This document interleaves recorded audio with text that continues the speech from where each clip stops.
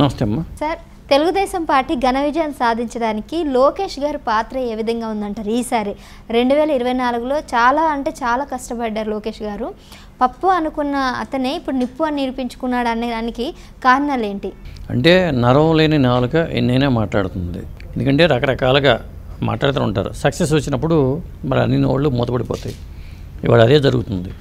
ఎందుకంటే లోకేష్ గారు నారా చంద్రబాబు నాయుడు గారి ఆ సామర్థ్యాన్ని కొనసాగించలేరు. ఆ చంద్రబాబు నాయుడు గారి సమర్థతని ఈయన వారసుడిగా కొనసాగించలేరని చెప్పి ఫస్ట్లో విమర్శలు వచ్చినాయి. కానీ అదంతా అబద్ధం అని ఇప్పుడు తేలిపోతుంది. ఎందుకంటే ఆయన యువగళం పాదయాత్ర ఎంత సక్సెస్సో 226 రోజుల పాటు దాదాపు 3300 కిలోమీటర్ల పైచిలకు ఆయన పాదయాత్ర చేయటం అంటే మాటలు కాదు. అది పక్కన పెడితే గతంలో ఒకసారి నాకు గుర్తు, అది చంద్రబాబు నాయుడు గారు వాళ్ళ మేనిఫెస్టోలో నగదు బదిలీ పథకాలు పెట్టారు అనేది ప్రపోజల్ వచ్చింది. ఈ ప్రపోజల్ తెచ్చిన వ్యక్తి నారా లోకేష్ గారు అని చెప్పి అప్పుడు వార్తలు వచ్చినాయి. అంటే ఇంకా ఆయన క్రియాశీలక రాజకీయాలు అంత యాక్టివ్గా లేరు నారా లోకేష్ గారు అప్పుడు. కానీ నగదు బదిలీ పథకం అన్నప్పుడు చాలామంది విమర్శించారు. డబ్బులు వేయటం ఏంటి, అకౌంట్లో డబ్బులు వేయటం ఏంటి అని. ఇవాళ బటన్ నొక్కుడు కార్యక్రమానికి పేరేంటి, అదే పేరు చెప్పాలంటే. అంటే నాంది పలికింది లోకేష్ గారు అని అట్లా అనుకోవచ్చు. ఎందుకంటే అకౌంట్లో డబ్బులు వేద్దామనే ఆలోచనకి ఆయన విదేశాలు చదువుకున్నా కానీ కొన్ని దేశాలు, న్యూజిలాండ్ కానీ ఇట్లా కొన్ని దేశాల్లో ఏంటంటే అకౌంట్లో కొంతమంది కొన్ని ఏజ్ వచ్చిన వాళ్ళకి లేకపోతే కొన్ని రకరకాల వ్యక్తులకి అకౌంట్లో మనీ పడుతూ ఉంటుంది. అలా కొన్ని దేశాల్లో ఉంది. అది బహుశా ఆయనకి అవగాహన ఉండి ఆ ప్రపోజల్ తెచ్చుంటారేమో. అప్పట్లో ఈ నగదు బదిలీ అనేది పెద్ద వివాదాస్పదంగా అయింది. కొంత చర్చించారు, ప్రతిపక్షాలు విమర్శించడం కామనే కాబట్టి. అలా లోకేష్ గారు స్టార్టింగ్ రోజుల్లోనే ఇలాంటి ప్రపోజల్తో వచ్చారు. ఆయన యాక్టివ్ అయింది 2019లో ఓడిపోయినా కానీ తక్కువ ఓట్ల తేడాతోనే ఓడిపోయారు 2019లో కూడా. అంతకుముందు మంత్రిగా చేసినప్పుడు కూడా ఎమ్మెల్సీగా 2018 ఎమ్మెల్సీగా ఎన్నికయ్యి తర్వాత మంత్రిగా చేశారు ఆయన. ఇప్పుడు ఈసారి ఈ విజయానికి మరి చంద్రబాబు నాయుడు గారు పాత్రతో పాటు నారా లోకేష్ గారి పాత్ర ఖచ్చితంగా ఉందని చెప్పాలి మనం. ఎందుకంటే మరి ఆ యోగాళం పాదయాత్ర అన్ని రోజుల పాటు, పైగా అదే టైంలోనే వాళ్ళ నాన్నగారిని జనవరి 27ని లోకేష్ గారి పాదయాత్ర స్టార్ట్ చేశారు. ఈ సంవత్సరం మొదలుపెట్టిన తర్వాత మధ్యలోనే చంద్రబాబు నాయుడు గారిని అరెస్ట్ చేయటం, మళ్ళీ ఆయనకి యాత్రకు విరామించి మళ్ళీ పోరాటం కోర్టులు ఇవన్నీ తిరగడం ఏమీ చేశారు. ఆ తర్వాత మళ్ళీ అదే యాత్రని మళ్ళీ బాబు గారు బయటకు వచ్చాక మళ్ళీ అదే యాత్రని కొనసాగిస్తూ వెళ్ళారు. ఖచ్చితంగా జనంలో ఏంటంటే ఒక కథలికి తీసుకురావడంలో ఇలాంటి యాత్రలు తోడ్పడుతూ ఉంటాయి. అవును, ముఖ్యంగా ఆయన రాజకీయ కెరీర్కి మాత్రం ఇది ఒక మైలురాయిలాగానే మనం భావించవచ్చు. అండ్ ఇంకొకటి, ప్రజలకి ఎప్పుడు ఎంత దగ్గరగా ఉంటే అంత వాళ్ళ యొక్క మనసును గెలుచుకోవచ్చు.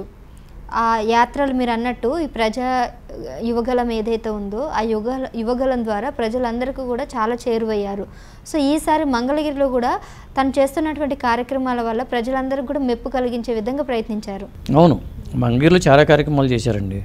ఎందుకంటే ఆయన ఇవాళ ఓటర్ల మనసు గెలుచుకోవాలంటే మనం జనంలోనే ఉండాలి. చాలామంది ఏంటంటే ఓడిపోయిన తర్వాత నియోజకవర్గం వైపు చూడరు.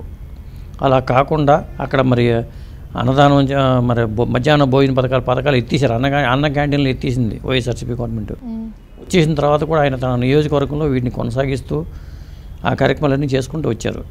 అలాగే చాలా బడుగు బలహీన వర్గాల వారికి చాలా రకాలుగా ఉపాధి మార్గాలు చూపించారు ఆయన. ఈ సైకిల్ పంపిణీ కానీ లేకపోతే ఇతరత్ర కానీ చాలా యాక్టివిటీస్ కానీ చాలా వార్తలకు వచ్చినాయి.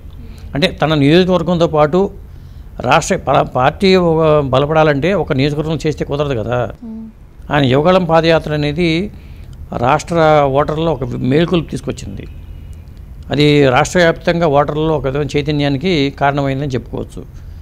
అలాగే మరి బాబు గారు అరెస్ట్ అయినప్పుడు మరి పార్టీకి, ఎందుకంటే క్యాడర్ బలహీనపడిపోతూ ఉంటుంది. నాయకుడు ఎప్పుడైనా సరే కటకటాలు పాలైనప్పుడు ఏంటంటే క్యాడర్లో ధైర్య సాహసాలు నింపాలి. ఆ ప్రయత్నాన్ని లోకేష్ గారు చేశారు. సో ఈసారి యువగలం పాత్ర అయితే సార్ లోకేష్ గారు గెలిచారు కాబట్టి ఏ విధంగా ఉండబోతుంది ఈసారి 2024 తర్వాత ఆయన పాత్ర ఏ విధంగా ఉండబోతుంది? ఎట్లా ఫర్దర్గా అతను చేసే ప్లాన్స్ ఏ విధంగా ఉండబోతాయి? ఇప్పుడు తెలుగుదేశం పార్టీ అనేది వాళ్ళ తాతగారు అయిన ఎన్టీ రామారావు గారు పెట్టిన పార్టీ. 82లో పెట్టారు ఆయన. మార్చి 29వ తారీఖున స్టార్ట్ చేశారు. ఆ పార్టీ అప్పటి నుంచి దాదాపు 40 ఏళ్లకు పైగా ఇప్పటికీ ఇంత బలంగా ఉంది అంటే మరి అధికారంలోకి వచ్చింది అంటే ఇప్పుడు మళ్ళీ ఇన్నేళ్ళ తర్వాత కూడా ఎన్టీ రామారావు గారి పాత్ర ఎంత ఉందో అంతకు అదే అలాంటి పాత్రే చంద్రబాబు నాయుడు గారిది. ఎందుకంటే పార్టీని వేరే వాళ్ళు హస్తగతం చేసుకునే పరిస్థితులు వచ్చినప్పుడు కూడా దాన్ని కాపాడి నిలబెట్టి మళ్ళీ తెలుగుదేశం అంటే ఏంటనేది చంద్రబాబు నాయుడు గారు నిరూపించిన తర్వాత మరి మూడో జనరేషన్ వచ్చేసరికి మళ్ళీ పార్టీ పరిస్థితి ఏమిటి, దీన్ని ఎవరు కొనసాగిస్తారు అనుకున్నప్పుడు, ఈ వారసత్వాన్ని ఎవరు తీసుకొస్తారు అనుకున్నప్పుడు నారా లోకేష్ గారు ఓకే అది, ఎందుకంటే ఆ సమర్థత లోకేష్ గారిలో ఉంది కాబట్టి, లేకపోతే ఎవరు ఎంకరేజ్ చేయరు. ఇప్పుడు పార్టీ నిలబెట్టాలంటే మరి ఆ సత్తా కూడా ఉండాలి కదా, నాయకుడి లక్షణాలు ఉండాలి. అది నాయకత్వ లక్షణాలు ఉంటేనే మనం పార్టీని ఇంత బలోపేతం చేయగలం. ఆ లక్షణాలు పుష్కలంగా లోకేష్ గారిలో ఉన్నాయి, లేవని విమర్శించారు ఫస్ట్లోనే. దానికి కారణం ఏంటంటే కొంత ఏంటంటే తెలంగాణలో కేసీఆర్కి తగ్గట్టుగా తనయుడు కేటీఆర్ ఉన్నాడు, అలాగే రాజశేఖర రెడ్డి గారికి తగ్గట్టుగా జగన్ ఉన్నాడు, కానీ బాబు గారికి తగ్గట్టుగా లోకేష్ గారు లేరు అంటారు. ఈ కంపారిజను మీరు లోకేష్ గారికి స్టార్టింగ్లో చూడండి, ఇప్పుడు లోకేష్ గారిని చూడండి, అప్పటికి ఇప్పటికీ చాలా మార్పు కనిపించింది. అది నాయకత్వ లక్షణాలు కొట్టిన కేడన క్షేత్రస్థాయిలో పార్టీని ఎలా బలోపేతం చేయాలనేది ఆయనకి లోకేష్ గారు బాగా అలవర్చుకున్నారు.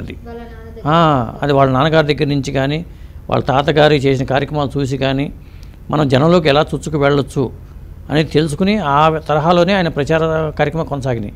పైగా ఆయనకి తోడు మరి ఆయన బ్రాహ్మణి గారు కూడా, ఇప్పుడు మా భర్త అడుగు జాడల్లోనే భార్య నవ్వటం అనేది, ఇలాగే చంద్రబాబు నాయుడు అడుగు జాడల్లో భువనేశ్వరి అమ్మ గారు మరి జనంలోకి వెళ్ళటం కూడా, ఇట్లా వీళ్ళ వారసత్వాన్ని తీసుకుని అప్పుడు చంద్రబాబు నాయుడు గారు జైలుకి వెళ్ళినప్పుడు మరి భువనేశ్వర గారు కూడా తన కార్యక్రమాన్ని ప్రారంభించారు కదా, నిజం గెలవాలి అనే పేరుతో స్టార్ట్ చేశారు.